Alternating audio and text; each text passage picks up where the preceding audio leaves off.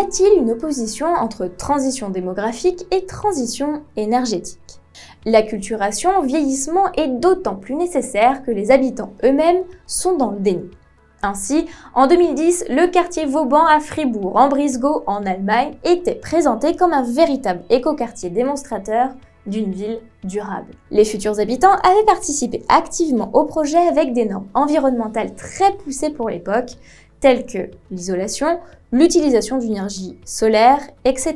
De nombreuses familles se sont associées les unes aux autres afin de créer leur propre petit immeuble, mais conçu pour une population jeune et engagée d'un point de vue militant. La question de leur propre vieillissement n'a pas été intégrée. Ainsi, la très grande majorité des immeubles ne comprennent pas d'ascenseur et sont difficiles d'accès pour des personnes à mobilité réduite. En outre, les jardins publics avec des bancs et le sol comme lieu d'assise ne sont pas adaptés aux personnes âgées. Comment ce quartier va-t-il donc vieillir? Comment les deuxième et troisième générations vont-elles s'approprier ces lieux? Il ne faut pas négliger le risque réel de ghettoisation et d'enfermement sur soi.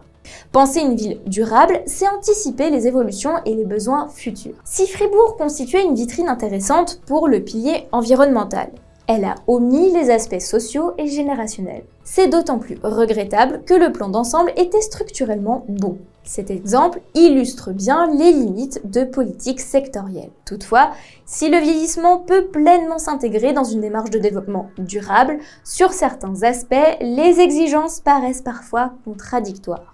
Ainsi, le choix d'un revêtement de sol pour marcher nécessite une grande stabilité. Être non glissant, avec des couleurs contrastées pour les obstacles et sans variation d'altimétrie. L'asphalte répond à ces critères, mais est à juste titre considéré comme un produit absorbant la chaleur et ne permettant pas l'écoulement des eaux. Par ailleurs, l'usage de l'automobile pour se rendre à son domicile doit être possible. La mise en place de parkings excentrés n'est pas adaptée à un public souffrant de fragilité. La présence d'un ascenseur est indispensable pour permettre le maintien à domicile, même pour les immeubles n'ayant qu'un ou deux étages. N'oublie pas de t'abonner à notre chaîne pour ne manquer aucune de nos prochaines vidéos. Et surtout, pense à liker si le contenu te plaît. En outre, le choix de plantation peut être problématique si elles sont allergisantes. C'est également vrai pour le fauchage raisonné des espaces verts. Enfin, la mise en place d'une climatisation permet de mieux accompagner des pics de chaleur et des canicules, mais est totalement contraire aux enjeux du développement durable. Bien entendu, ces différents points peuvent et doivent être appréhendés dans le cadre d'un aménagement et des solutions techniques peuvent être facilement envisagées dans la production neuve. La problématique se posera néanmoins dans des quartiers existants ou en cours de rénovation. Dans tous les cas, la question de l'usage doit être appréhendée le plus en amont possible. Le projet devrait pouvoir intégrer les enjeux du vieillissement inéluctable des habitants.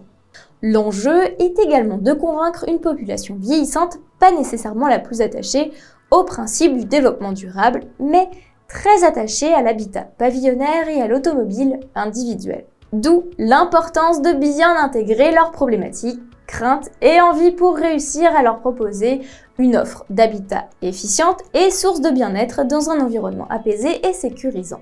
La relativisation des données en fonction de la classe d'âge concernée fait partie des conditions du vivre ensemble, mais il faut rendre les différentes visions urbaines compatibles. Cela nécessite de l'ouverture d'esprit et un sens fin de la synthèse. Une démarche itérative est nécessaire pour trouver des points communs entre les générations et obtenir des équilibres respectueux de tous. À titre illustratif, les centres-villes restent un lieu de rencontre recherché et la modération des trafics constitue un argument pour les personnes vieillissantes.